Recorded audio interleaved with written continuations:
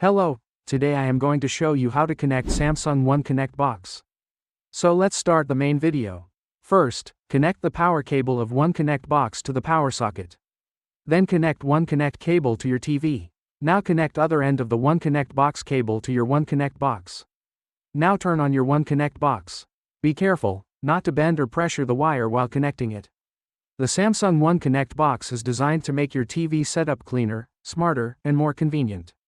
Instead of connecting multiple cables directly to the TV, all external devices like HDMI sources, USB drives, antenna, internet, and sound systems are connected to the One Connect box.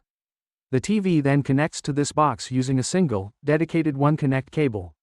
This reduces cable clutter, makes wall mounting easier, protects the TV's ports from wear, and allows you to add or remove devices without moving the TV. Overall, it creates a neat setup while improving ease of use and long-term reliability. And that's it. Thanks for watching.